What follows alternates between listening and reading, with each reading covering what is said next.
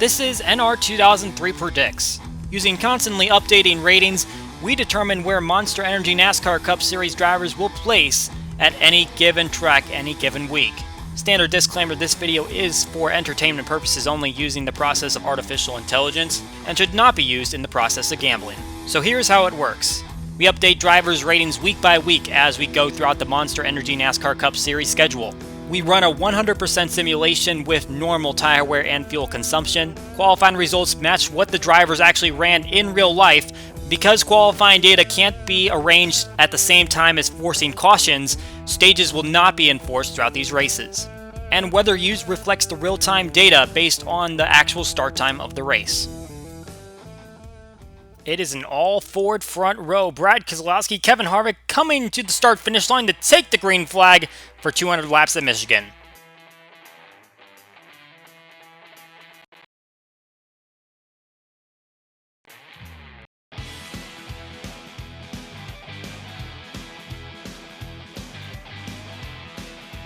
The Michigan native gets a good jump as they're going 4 wide behind him.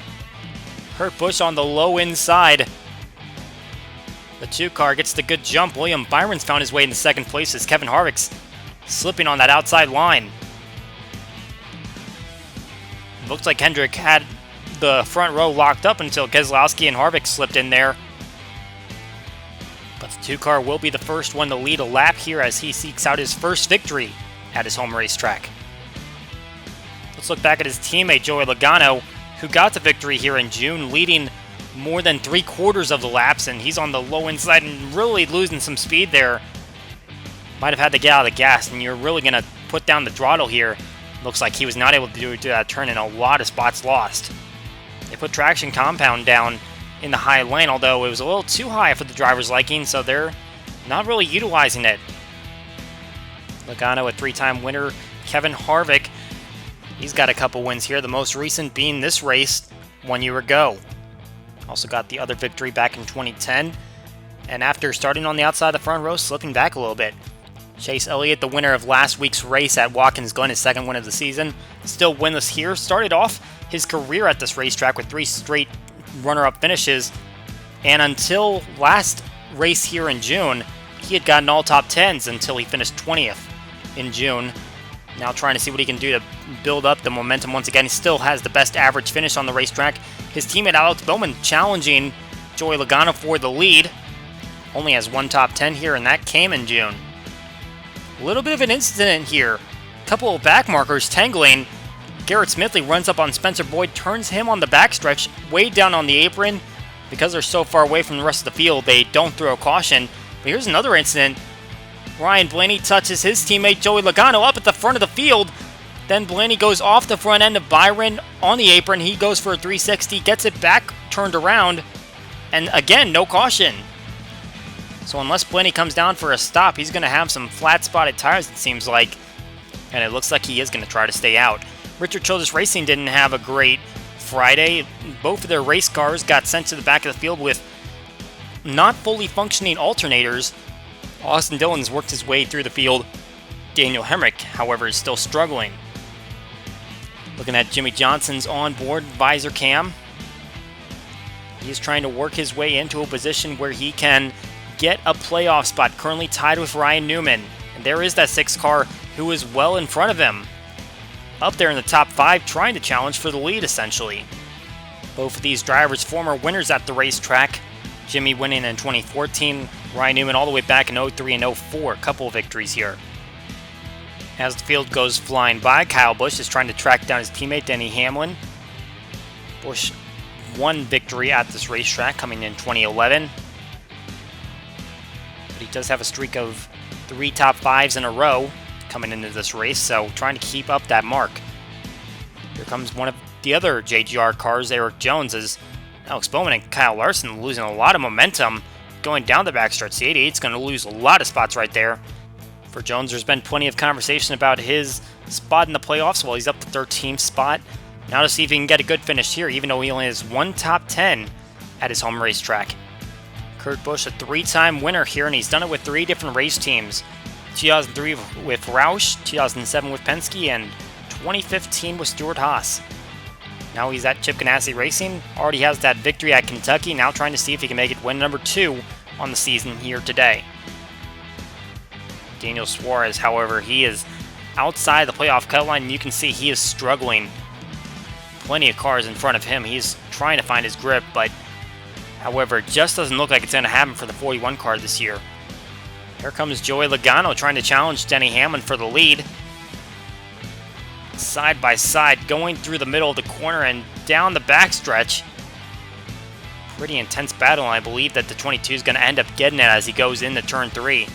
However, he's going to have a little bit of a problem here. Here's the 53, Spencer Boyd. We saw him going around. That car is running really slow, and Chase Elliott, Martin Truex Jr. going to dive to the bottom, take advantage of the lap traffic, get out in front. Ryan Blaney trying to make a little bit of a recovery from his incident. He's back here with Michael McDowell. That's Benedetto, and we mentioned he did not pit. Trying to stay out on the racetrack while they're still in the green, but he's going to have his opportunity to get fresh rubber. Here comes Chase Elliott from the lead to get his service. Daniel Suarez will be one of the last ones to come down, trying to stretch out the fuel mileage and get a clean pit lane. But when they cycle out, it's going to be Chase Elliott at the front. But you can see the pack is just behind him. Truex Jr., Kyle Busch, they're all within striking distance. And of course, you got the 2 guys that are on the playoff cut line right next to each other, 3 wide. Jimmy slipping the gap past Austin Dillon and the 6 car. And he's going to get both of those positions. So great move by the 48 car as he tries to gain ground. Meanwhile, Kevin Harvick, he is losing ground fast. He is not putting up the performance that he had in qualifying. Getting onto that 2nd spot. Here's the pole sitter, Brad Keselowski, going to the inside of Chase Elliott. Started on the pole and trying to stay up at the front. But we're going to see right here, he's having a little bit of trouble getting by the 9 car. And this is exactly what the drivers were complaining about coming to this racetrack the first time in June. Having a little bit of a hard time making a pass. If you can't pull off that pass, you get freight trained. And here you've got Kyle Busch going and drafting the 9 car as the 2 slides back through the field. However, here comes the 18 trying to make a move on Chase Elliott. He's got a good run through the middle of the corner, and it looks like the 18 is going to pull off what the 2 is not able to do and take the lead. Kyle Busch is tied with Martin Truex Jr. with 4 wins on the season. Can he make it 5? And there's going to be a problem for Daniel Hemrick. After starting at the back of the field, his car is going to blow up before we even get to halfway on the race. So he'll pull it down in the pit lane. Still no caution. Meanwhile, we're watching on board. This is Clint Boyer. He is trapped back here.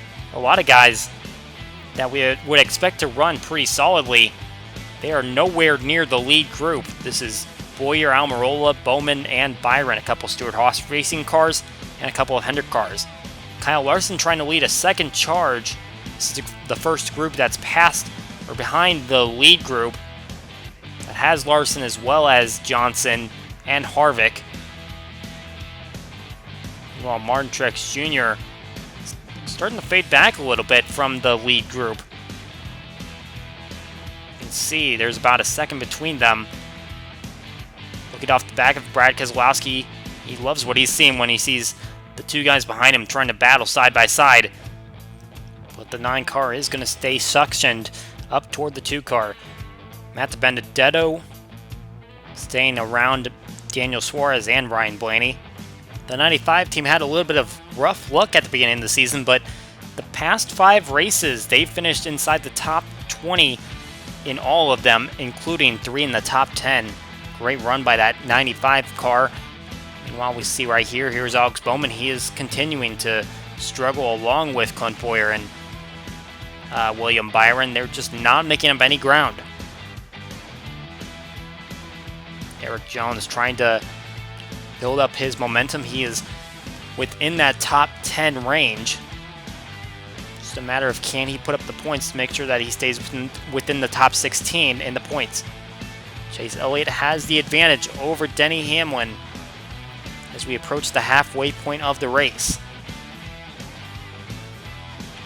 We're going to see those pit stops on lap number 100, at least starting there. Martin Truex Jr. will be the first taker. Then we'll see a group of our lead cars, including both Elliott and Hamlin, along with Keselowski. And Alex Bowman will be one of the last ones on the pit lane, about 4 laps after Truex Jr. So they'll all cycle out, and we've got Chase Elliott once again at the front, followed by 3 of the JGR cars and Brad Keselowski. Here is Joey Logano trying to make a move on Kurt Busch. These guys are well off of the lead group now, 5 seconds behind the top 5. Meanwhile, Ryan Newman trying to get away from the 48 car. If he can pick up a few stage points, that'd be good for him. Just needs to make sure that he starts to distance himself from the 48 team. Denny Hamlin's starting to slip back a little bit on the rest of the leaders. And I believe we saw Truex Jr. starting to slip back a little bit earlier as well, but he eventually got back up there, and we see Denny Hamlin did that, running in the second position, but that inside line way down on the yellow line, looks like he slipped up right there, and he lost all that momentum, and he'll drift back to the end of the top 5.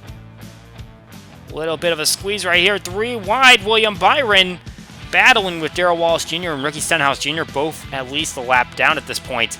And Austin Dillon trying to take advantage, going down into turn 3, and they're still 3 wide. Cannot seem to break those 3. Here's Paul Menard. He is well outside of playoff contention right now, but putting together a top 10 run.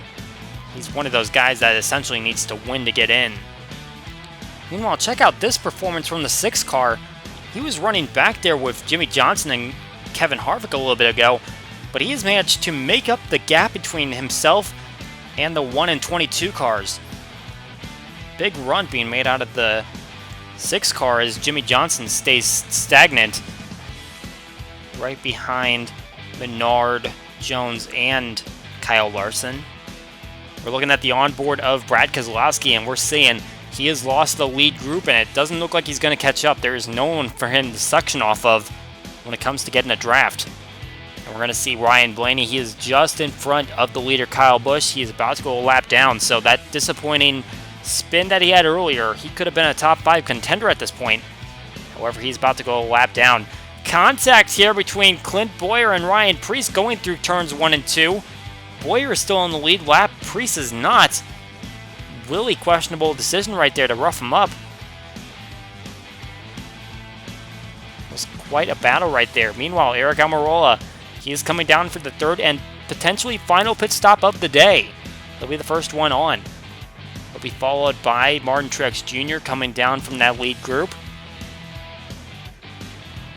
And our last car down will be Kyle Larson. So everyone comes down for what should be their final service, and still 4 cars up at the front of the field. The 3 JGR guys and Chase Elliott. Keselowski is faded back into that last group that contains Ryan Newman and Kurt Busch, and it looks like Joey Logano has fallen out from that pack, and he's dropped back around Eric Jones and Jimmy Johnson. Truex Jr. once again showing a little bit of fall off early on in this run as he's struggling to keep up with the top 3 at this point. Still has Ryan Blaney to draft off though. We're going to have a tire problem for Kevin Harvick. He was already having a pretty subpar day, and he's going to miss pit lane right here. He'll have to take another lap with a tire going down. But a disastrous run coming up for the 4 car. Meanwhile, we're seeing the gap is being made up a little bit between the 6, 1, and 2 up against those top 4 cars. I wonder if it has anything to do with the fact that they're battling each other for the lead constantly. Look at Chase Elliott trying to fight his way in between Denny Hamlin and Kyle Busch coming up on the lapped car. That is Ty Dillon. The 11's going to get out of the way. Chase Elliott's going to maintain his spot as Ryan Blaney's trying to fight his way back on the lead lap. Intense battle going on here, and Chase Elliott's kind of caught in the middle of it. Here's Ryan Newman. He is chasing down the leaders. And he's left Keselowski and Busch behind him. The 6 car is doing the solo, and we saw what he did to catch up to Busch and Logano earlier. Now he's doing the same thing to catch up with the leaders. The 6 car might be the fastest car on track right now. Meanwhile, the 11 looking at the back of the 18. And Kyle Busch making a move to the inside. The lead is going to exchange hands late. Now the 18 is on the point.